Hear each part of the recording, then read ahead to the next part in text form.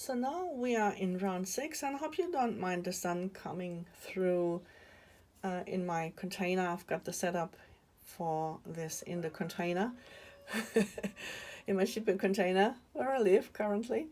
So I have to make do with what I have, and the sun is shining into the container now. It's starting to get quite warm actually, but let's just ignore that and keep going.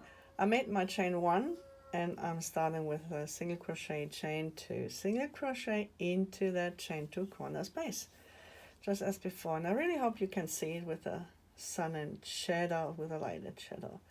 Let's make sure you do. Okay, again I'm working in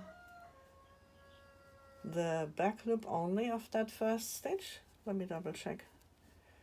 Okay, because I'm looking through the phone with which I'm recording here, so sometimes it's a bit harder for me to see. Okay, and we've got the free front loop, and we work into that free front loop here. Okay, and the rooster is really talkative again. Okay, so with a half treble, I mentioned that. And the next stitch you're familiar with now too, because you made that before, is a DCBB.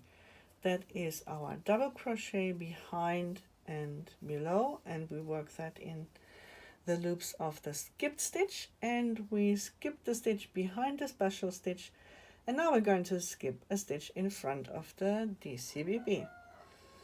So as you can see, we had that DCBB in the previous round behind this half treble, and now we're going to work a front post half treble. So what that means is that we're going to work around that stitch here. Yeah, just around from front to back. So we bring the hook from front to back and back to front, but you should really be familiar with how to work a front post stitch at this stage, so to get the best out of, out of the design. And then I'm just again working through 2 and then working through 3, just like we did with a half treble, and you will see that this will give you a very even and a very nice row or line of stitches. We've got the single crochet because we skipped the stitch behind, and then we have again our front post half treble that we work around the stitch 2 rounds below. So to make it complete, it's a front post half treble, 0 because we go neither forward nor backward, -2 because it's 2 rounds below. So pretty easy. So that's the terminology for this square. And then skip the stitch behind here, and we go into the top loops, and this is where you really need to be confident with your stitch placement, but it's at the same time, this square is great to practice that.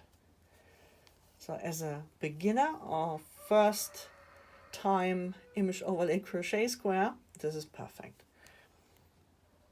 And then we have our half treble here at the end that we work in the stitch or in the front loop of the stitch 2 rounds below, and we finish again with a single crochet in the back loop. Okay, so now with these 3 stitches you have everything you need to work up to round 14. We only have little changes in the pattern in between. So we always start with a single crochet in the back loop.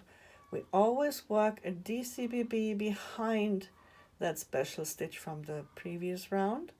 And we always work a front post half treble around the stitch that is 2 rounds below here. That was our first half treble. So we work around that. And then a DCBB behind that special stitch again to close that gap. I'm sorry, I've got a tickle in my throat, and sometimes it goes through with a cough and sometimes it doesn't.